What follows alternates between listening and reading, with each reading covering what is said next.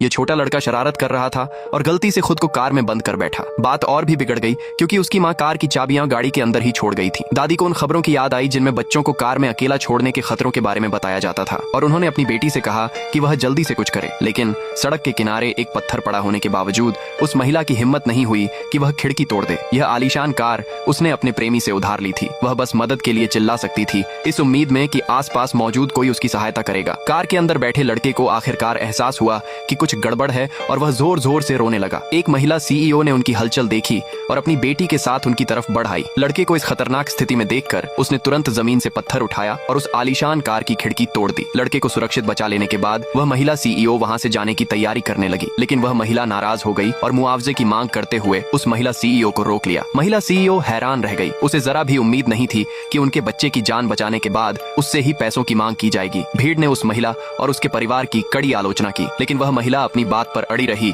कि महिला सीईओ ने जानबूझकर उसकी कार को नुकसान पहुंचाया है। अपनी बेगुनाही साबित करने के लिए महिला सीईओ ने स्कूल के गेट पर लगे सर्विलांस फुटेज को देखने का फैसला किया। हालांकि उस महिला ने कहा कि स्कूल का प्रिंसिपल उसका पति है और उसकी इजाजत के बिना किसी को भी वह फुटेज देखने का कोई हक नहीं है। महिला सीईओ यह सुनकर बेहद हैरान रह गई। उसने तो एक दिन पहले ही स्कूल का सारा कामकाज अपने पति के हवाले किया था, तो फिर यह महिला जिस आदमी को अपना पति बता रही थी वह कौन था? ठीक उसी पल उसने गौर किया कि उस महिला की कार बिल्कुल वैसी ही दिख रही थी जैसी उसकी अपनी आलीशान कार थी। उसने तो एक दिन पहले ही वह कार अपने पति को चलाने के लिए दी थी, तो फिर अब वह कार इस महिला के पास कैसे पहुंच गई? उसने उस महिला से उसके पति का नाम पूछा और यह जानकर हैरान रह गई कि उसका नाम भी वही था जो उसके अपने पति का नाम था। जब उस महिला ने देखा कि महिला सीईओ पैसे देने से साफ इनकार कर रही है, तो उसने तुरंत अपने प्रेमी को फोन किया और बताया कि कार तोड़ दी गई है। वह आदमी गुस्से से आग बबूला हो गया और कहा कि जिसने भी कार तोड़ी है वह उससे इसकी पूरी भरपाई करवाएगा। तब तक महिला सीईओ को यह अंदाजा हो चुका था कि वह महिला उसके पति की प्रेमिका है। फिर भी वह इस बात पर यकीन करने को तैयार नहीं थी। जब उस महिला ने कार से वह तोहफा निकाला जो उसने और उसकी बेटी ने अपने पति के लिए तैयार किया था, तब जाकर उसे अपने पति के धोखे की सच्चाई माननी पड़ी। इसके कुछ ही देर बाद वह आदमी आखिरकार स्कूल के गेट पर पहुंच गया। उस महिला ने तुरंत उससे शिकायत की और उससे कहा कि वह उस महिला सीईओ को सबक सिखाए। लेकिन जब उस आदमी ने देखा